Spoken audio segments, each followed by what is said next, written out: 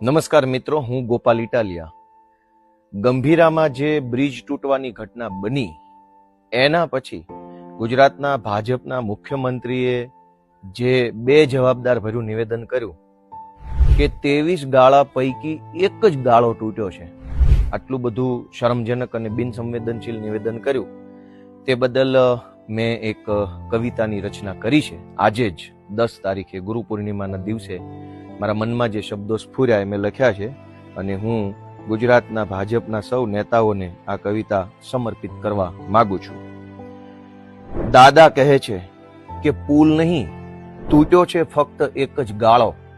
દાદા કહે છે કે પુલ નહીં પણ તૂટ્યો છે ફક્ત એક જ ગાળો. ભાજપની સત્તાને કોણ સમજાવે કે તૂટ્યો છે પરિવારનો આખો માળો. દાદા કહે છે કે પુલ નહીં પણ તૂટ્યો છે ફક્ત એક જ ગાળો. સત્તાને કોણ સમજાવે કે તૂટ્યો છે પરિવારનો આખો માળો. મોરબીથી લઈને ગંભીરા સુધી બ્રિજ તૂટે ને ઉગે છે દિવસ કાળો.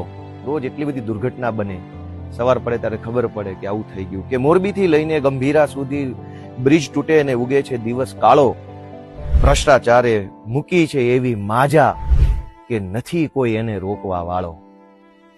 આગળ કે હલકી ગુણવત્તા ચાલી જશે, ગમે એવું ખરાબ કામ કરો ભાજપના રાજમાં ચાલશે. હલકી ગુણવત્તા ચાલી જશે, બસ કમલમમાં આપો પાર્ટી ફંડનો ફાળો. લાશો ઉપર લાશ પડે છે, એટલી લાશો એનો નથી હિસાબ કે નથી મળતો કોઈ તાળો.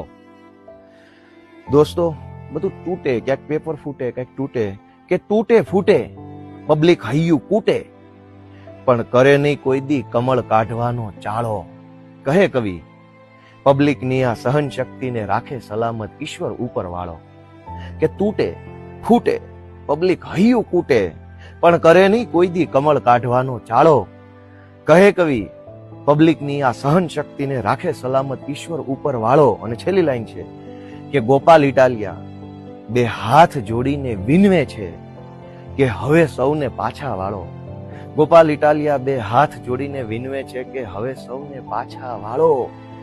બહુ થઈ ગયું, હવે પોતાનો આત્મા જગાડે ગુજરાતી મરદ મુછાળો. દાદા કહે છે કે પુલ નહીં પણ તૂટ્યો છે ફક્ત એક જ ગાળો. સત્તાને વળી કોણ સમજાવે કે તૂટ્યો છે પરિવારનો આખો માળો.